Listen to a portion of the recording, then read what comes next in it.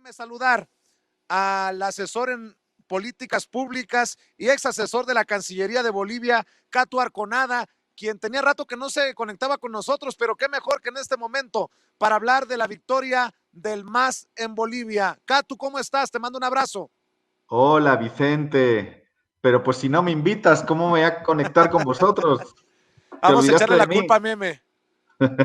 Sí, Meme no me quiere tampoco ya. Oye, ¿cómo ves lo que ocurre en Bolivia? Una confirmación de que fue un golpe de Estado, una confirmación de que la gente no se equivocó en el 2019, una exhibida para la OEA y para todos los que le sumes a la lista que avalaron al gobierno espurio de Yanín Áñez. Sí, bueno, pues de repente además quizás mucha gente no lo sabe, pero yo además de haber vivido 10 años en Bolivia, tengo nacionalidad boliviana. Entonces tengo pues un vínculo sentimental, emocional muy grande con ese proceso, aunque ahora mi vida esté en México. Y pues viví con mucha dureza y mucha tristeza y mucha rabia los días del golpe. Lloré mucho, eh, fue muy duro tener que sacar a muchos compañeros del país, tener que recibir a muchos compañeros y amigos que venían huyendo de una persecución golpista que además se cobró la vida de más de 30 personas en las masacres de Sacaba y de Sencata, que seguro recuerda la gente. Eh, y pues que, y además como veíamos con estupefacción como una buena parte de la comunidad internacional, incluido por desgracia, debo decirlo, muchos compañeros y compañeras de izquierda o de movimientos sociales, terminaban justificando un golpe porque el gobierno de Evo había tenido errores, porque había tenido determinados problemas en su funcionamiento, lo cual era lógico después de un proceso de cambio no exento de tensiones, después de 14 años de gobernar con las contradicciones que eso supone, pero nada de eso podía justificar de alguna manera pues un golpe de Estado, ¿no? Un golpe de Estado absolutamente ilegítimo y además fundado en un fraude electoral que nunca existió. Es decir, yo creo que a posteriori hay que reconocer que los golpistas hicieron bien su trabajo, y eso provocó una muy mala gestión de la crisis por parte del gobierno boliviano, pero igual que lo hicieron muy bien, hace un año muy bien en un sentido trágico, pero desde su punto de vista también se debe subrayar ahora la tremenda estupidez de unos golpistas y sus aliados que han entregado el gobierno cuando tenían todas las facilidades para quedarse, ¿no? Cuando tenían todo el poder de la maquinaria estatal, pero han convertido en 9, 10 meses, 11 meses de gobierno, han hundido la economía boliviana, han hundido pues, la cotidianidad de la clase media, que incluso llegó a apoyar el golpe y, y ayer, de manera absolutamente contundente, ha vuelto a votar por Evo Morales, ¿no? Esto yo creo que debería ser objeto de estudio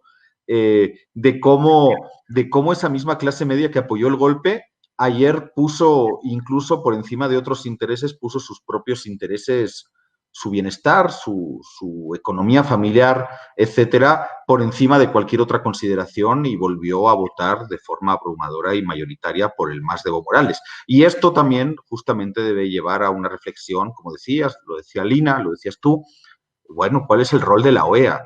¿No? ¿Cuál es el rol de la OEA en el plano de la injerencia en la política nacional de muchos países? ¿Cómo se avaló un golpe de Estado violento, sangriento, a partir de un supuesto fraude electoral que nunca existió? Eh, y además lo hemos visto el año pasado, o sea, es necesario recordar, y es paradójico, el año pasado el MAS ganó las elecciones con el 47% de los votos y 11 puntos de diferencia. No hubo ningún tipo de fraude. Ayer las ganó con el 52% de los votos. O sea, le das un golpe de Estado, los encarcelas, los matas, los mandas al exilio, ¿no? Empezando por Evo Morales y tantos compañeros y amigos que están ahora mismo entre México y sobre todo Buenos Aires. Y aún así la sociedad mayoritariamente y con mayor porcentaje que el año pasado los vuelve a votar, ¿no? Espero que esto pues sirva de lección justamente de cuál es el rol de la OEA, de cuál es el rol de los medios de comunicación masivos y de cómo se construyen matrices de opinión, ¿no? Que llevan incluso, como decía, con mucha tristeza, muchos compañeros y compañeras a casi terminar justificando pues un golpe de Estado sangriento, ¿no, Vicente? Catu, mucho he hablado de los paralelos que veo de la derecha, los discursos, las invitaciones, los aplausos desde México a los de derecha en Bolivia y viceversa. He hablado mucho de cómo es la misma derecha en diferentes países. ¿Puedes darme tu reflexión sobre eso? Sí, la derecha boliviana, que es muy torpe, y creo que lo ha demostrado ayer, lo ha demostrado durante toda en los pocos meses que han tenido el poder, además de manera casi esperpéntica, se ha dedicado a robar y a saquear, ¿no? El país. Prácticamente todos los altos cargos de las empresas estatales eh, en manos de los golpistas han sido destituidos durante estos 10 meses, porque robaron en IPFB, que es el Pemex boliviano, porque robaron en Entel, que es la principal operadora de teléfonos, una especie de Telcel, pero estatal. Robaron en todas las principales empresas y han tenido que ir destituyendo a todos los gerentes. Intentaron privatizar el litio, incluso llegaron a robar, el ministro de Salud se fue a la cárcel porque llegaron a robarse el dinero para comprar respiradores en una crisis de salud como esta pandemia, ¿no? Que estamos viviendo. Pero no olvidemos que es una derecha conectada con la derecha internacional, conectada en primer lugar con el Departamento de Estado de los Estados Unidos, que jugó por medio de sus agencias de inteligencia, ¿no? Y hay que decirlo también, un rol fundamental también en el golpe de Estado, vinculando militares, policías, opositores, y ahí hay una persona fundamental, amiga de Calderón, que es Tuto Quiroga, expresidente boliviano, ex vicepresidente del dictador, del general Banzer, es la persona vinculada principalmente con el Departamento de Estado, pero hay sectores de la oposición luego en el poder, los golpistas bolivianos que tienen vínculos con la ultraderecha bolsonarista, incluso con Vox en España. De hecho, Vox ha estado teniendo un protagonismo directo, personalmente, en territorio y en tierras bolivianas. Otras webs de ultraderecha que articulan justo estas relaciones y conexiones internacionales, como es OK Diario, ¿no? Una web de ultraderecha española, también ha estado difundiendo, filtrando, sacando fake news sobre territorio boliviano. Y pues yo creo que hay una serie de conexiones que posibilitaron, fueron responsables y luego justificaron el golpe de Estado pues de hace ya pues prácticamente un año, ¿no? Yo creo que a veces nos excedemos quizás cuando hablamos de golpe blando aquí en México, pero también creo que hay que tomar el ejemplo boliviano de qué es lo que puede suceder, ¿no? Cuando realmente la derecha se monta sobre tus propias debilidades, sobre tus errores, que son parte normal del ejercicio de gobierno, pero también nos está, pues ojo a visor, ¿no? De alguna manera se desmoviliza la gente, no hay partido. Sobre todas esas debilidades son sobre las que luego se puede montar pues un golpe de Estado como el que sucedió hace un año en Bolivia, ¿no? Dice Evo Morales que regresa a Bolivia con la victoria del MAS y es una declaración que debe de tener un impacto muy fuerte en la derecha, esa derecha que lo expulsó, esa derecha que lo persiguió judicialmente, esa derecha que no sé si lo quería ver muerto, pero vaya que si lo quería ver tras las rejas.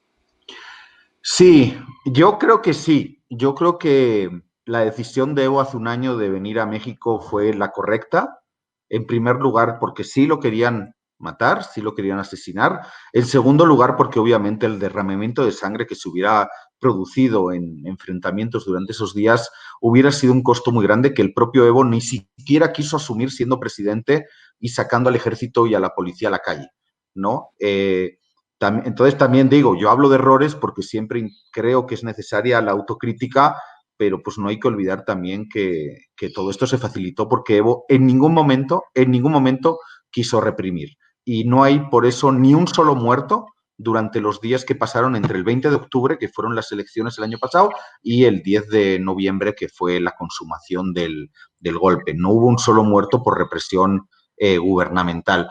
Pero lo que sí creo que es necesario y es importante, quizás no hay que tener ningún ánimo de revancha y de venganza, pero yo también creo que en Bolivia deben pagar su culpa los traidores, deben pagar su culpa todos los responsables de las masacres a hermanos y hermanas en las calles de Bolivia, deben pagar su culpa todos los corruptos. Y yo creo que hay que dar también una lección y ser contundentes, siempre con la ley en la mano, pero creo que no se puede permitir lo que ha sucedido. Hay muchos compañeros y compañeras que están aquí refugiados con asilo político, muchos más en Buenos Aires que tienen delitos abiertos por terrorismo, supuestamente acusados de acciones durante los días posteriores al golpe, ¿no? Y de resistencia, incluso muchas veces civil. Yo creo que hay que hacer algún tipo de comisión de la verdad, no solo para que a los golpistas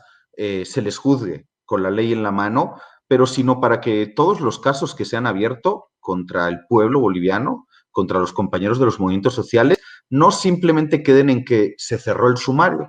El propio Evo tiene alrededor de 30 casos abiertos, muchos de ellos por terrorismo. No se pueden cerrar en falso. Yo creo que es necesario incluso una reparación política y aclarar la verdad de todo lo sucedido en estos 11, alrededor de 11 meses que han pasado desde el golpe de Estado, ¿no? Algún tipo de comisión de la verdad, uno, que deje clara la responsabilidad de los golpistas y dos, que exima precisamente de culpabilidad a tantos compañeros y compañeras perseguidas, ¿no? Durante estos últimos meses. Catu Arconada, te quiero agradecer que nos acompañes y espero que regreses pronto. Y para cerrar, ¿por qué no invitamos a la gente a que te siga en redes y que te apoye? Bueno, pues ahí todas mis redes son fáciles porque no tengo muchas personas con mi nombre o algo parecido. Catu Arconada, las dos con K.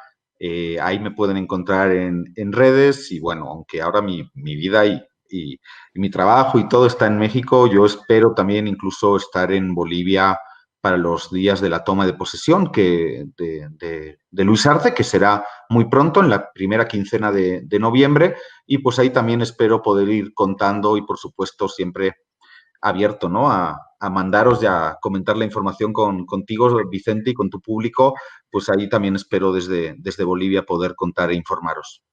Seguro estoy que antes de que vayas a Bolivia tendremos la oportunidad de analizar lo que está pasando en Morena. Pero bueno, eso que sea en la Esa siguiente es otra oportunidad, mi querido pendiente. Catu. Esa es otra pendiente, Vicente. La semana que viene hablemos entonces, si quieres.